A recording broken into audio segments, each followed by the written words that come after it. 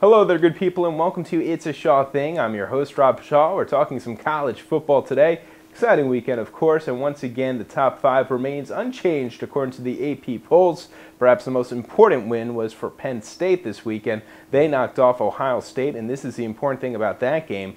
Well, that's as hard as it gets for the Nittany Lions. It was against Ohio State at Ohio State. They win 13-6. From here on out, it's pretty easy. They do play against number 22 Michigan State to finish the regular season, but Penn State right now, you have to like their chances of finishing this year undefeated. They probably have one of the easiest schedules from here on out. All right, next up, a team that has a very difficult schedule in the SEC, the Florida Gators, or at least we thought it was difficult playing in the SEC. They played against Kentucky this weekend, and they only won 63-5.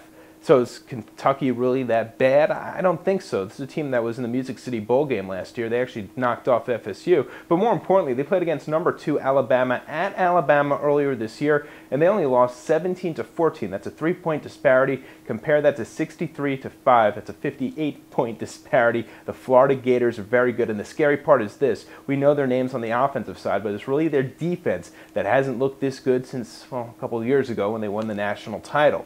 So what do the Gators have to do from here on out? Well, they have to win the cocktail party for starters. That's coming up this weekend too. And that's against the University of Georgia, a team that was one of the favorites coming into the year for a national title, and they've had that one big loss. But aside from that loss, things have looked pretty good for the Dogs, including this past weekend. 52-38, they knock off the defending champion LSU Tigers. So suddenly, they're right back in the chase. My guess is whoever wins this cocktail party, wins the SEC East, gets to face Alabama in the SEC championship game, and perhaps the winner of that game, which in my mind will be either Georgia or Florida, will then be in the national title game. But for that to happen, not only do those two teams have to continue to win, but also you're going to need some undefeateds to lose. Well, there'll definitely be one coming up this weekend because Texas Tech, who is now the number 6 team in the nation, goes against number 1 Texas. And Texas Tech, by the way, people continue to say they're overrated. I couldn't disagree more. I love this team's offense. How could you not? Mike Crabtree, Graham Harrell throwing the ball around to them.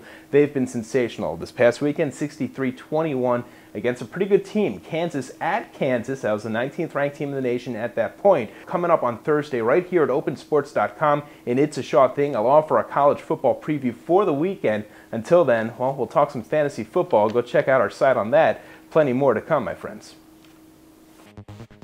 So you think you can tackle a pro? There's only one way to find out. Click on fantasy at opensports.com.